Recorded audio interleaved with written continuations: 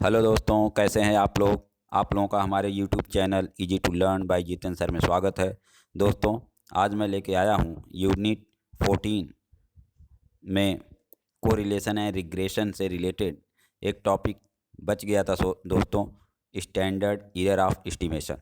ठीक है दोस्तों, तो उसी पर हम लोग थोड़ा सा डिस्कशन करते हैं कि ये स्टैंडर्ड एरर ऑफ एस्टिमेशन क्या है।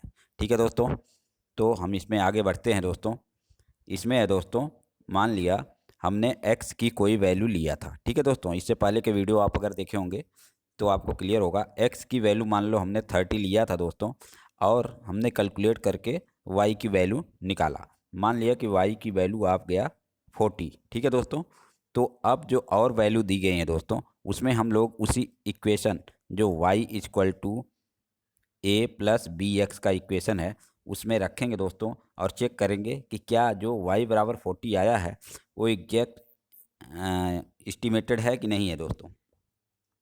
तो हम देखते हैं दोस्तों कि ऐसे क्वेश्चन में वो एग्जैक्ट एस्टिमेटेड नहीं रहता है, क्योंकि जिस फार्मूले पे आप y का वैल्यू अभी निकाले हैं उसी फार्मूले पे अगर हम और डाटाज को x के डाटा को डालते हैं तो देखते हैं कि y का जो डाटा दिया गया है वो सेम नहीं आता दोस्तों, उसमें कुछ ना कुछ एरर रह जाता है दोस्तों।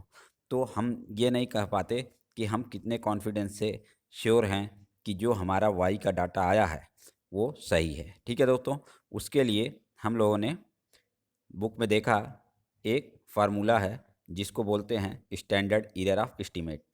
ठीक है दोस्तों, एस्टिमेशन, तो इसको डिनोट करते हैं एससी से। ठीक है दोस्तों, और इसका फार्मूला है under bracket root sigma y square minus a sigma y minus b sigma x y divided by n minus to.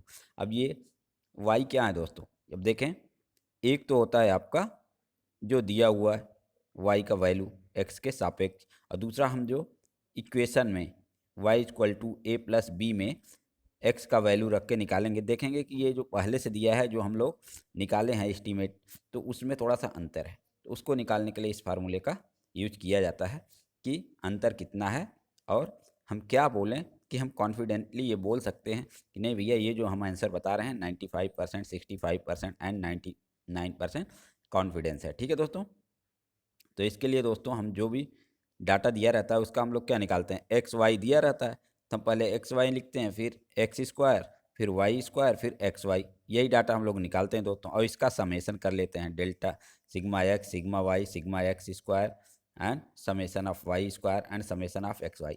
इतना तो आप लोग पहले से देखे हैं दोस्तों। तो अब हम इस क्वेश्चन में दोस्तों देखो यही वैल्यू रख देंगे। इसमें केवल ध्यान देने की बात यह है दोस्तों कि जब हम लोग स्टैंडर्ड एरर ऑफ एस्टिमेशन निकालते हैं दोस्तों, तो जब हम लोग समेशन करते हैं, मान लिया एक्स का समेशन किया दोस्तों, तो आ गया मान लीजिए 40, तो 40 आ गया, तो हम लोग इसका मीन निकालने के लिए इसको डिवाइड करते थे टोटल नंबर ऑफ डाटा से। मान लो 5 डाटा थे दो टोटल, तो 40 डिवाइडेड बाई 5 करते थे। लेकिन यहाँ पे दोस्तों जब केवल यहीं पे स्टैंडर्ड एरर ऑफ एस्टिमेशन में हम टोटल नंबर ऑफ डाटा से नहीं निकालें, मीन नहीं निकालेंगे दोस्तों, केवल समेशन जो आया था उसी को इसमें पुट करेंगे दोस्तों, और स्टैंडर्ड एरर फाइंड आउट कर लेंगे। ठीक है दोस्तों, हमें लग रहा है आप इस बात को समझ गए। देखें दोस्तों, जो हमारा डाटा आया, मान लिया कि हमें एक्स का वैल्यू मिला दोस्तों, एक्स यहाँ लिख दिए, अब आया वैल्यू मिला 2 4 6 8। ठीक है दोस्तों, 4 हैं, तो हम अब इसको समेशन करते हैं। सिग्मा 8 से 14 4 18 2 20 आया। ठीक है दोस्तों, तो इसका हम लोग क्या निकालते थे, मीन। मीन निकालने क्या करते थे, 20 divided by number of data. ठीक है दोस्तों, तो 4 है तो 4 कर देंगे। ठीक है दोस्तों, फिर हम इसको यूज करते थे, और इसी तरह से सब में करेंगे, वाई में, एक्स स्क्वायर में, वाई स्क्वायर में एंड एक्स वाई में भी हम लोग मीन निकाल लेते हैं। जितना डाटा रहता है उसका डिवीजन कर देते हैं, और उसको को रिलेशन एंड रिग्रेशन वाले क्वेश्चन सॉल्व करने का अब वही जो मीन वाला डाटा है उसी को रखते थे। लेकिन स्टैंडर्ड एरर में ऐसा नहीं दोस्तों, हम डिवाइड नहीं करेंगे, हम मीन नहीं लेंगे, हम जो समेशन है उसी वैल्यू को यहाँ रख देंगे। ठीक है दोस्तों, तो अगर हमें समेशन ऑफ वाई स्क्वायर निकालना है तो वाई का जो वैल्यू स्क्वायर का है दोस्तों उसको ऐड कर लेंगे, बस उतने को हम यहाँ पुट कर देंगे। और ए का वैल्यू हम लोग निकालते ही हैं, बी का निकालते हैं, सिग्मा वाई निकाल ही लेंगे, समेशन ऑफ एक्स वाई ये भी आ जाएगा। ये एन क्या है दोस्तों, नंबर ऑफ डाटा, कितना सैंपल है। ठीक है दोस्तों, -2 कर देंगे। अब जो भी आंसर आएगा दोस्तों, अगर हमें कॉन्फिडेंट लेवल 65% पे आंसर बताना है, तो जो वाई हमने कैलकुलेट किया, एस्टिमेट किया दोस्तों, उसमें ये जो स्टैंडर्ड एरर है एक बार प्लस कर देंगे और एक बार माइनस कर देंगे। ठीक है दोस्तों, तब हमें जो आंसर प्राप्त होगा कि जो आपको एक लिमिट प्राप्त होगी कि भाई यहाँ इस फला पॉइंट से, मतलब जैसे 50 से 55 के बीच हमारा आंसर आएगा। ठीक है दोस्तों, तो उसको जो एक बार हम लोग जोड़ते हैं स्टैंडर्ड एरर को, तो उसको 65% कॉन्फिडेंस लेवल कहते हैं। ठीक दोस्तों, और इसी के साथ अगर 95% कॉन्फिडेंस लेवल पूछ रहा है दोस्तों, तो वाई में टू टू टाइम एस को 2 टाइम जोड़ेंगे और 2 टाइम माइनस करेंगे।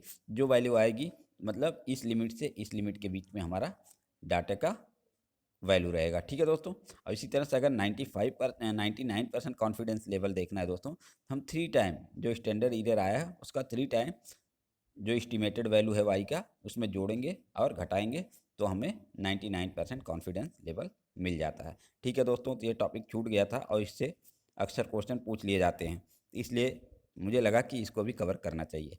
ठीक है दोस्तों, आप लोग अपनी पढ़ाई जारी रखिए, और आप लोगों से छोटी सी रिक्वेस्ट है दोस्तों, हमारे यूट्यूब चैनल को लाइक करें, शेयर करें, सब्सक्राइब करें, और अपने दोस्तों भी से भी सब्सक्राइब करने के लिए बोले दोस्तों, जिससे हमारा भी मनोबल बढ़ता है, और उन लोगों के लिए ये लाभप्रद होता है जिन्होंने सीआईबी की तैयारी या जेआईबी की तैयारी कर रहे हैं। ठीक है दोस्तों, इसी के साथ ये वीडियो देखने के लिए थैंक यू दोस्तों।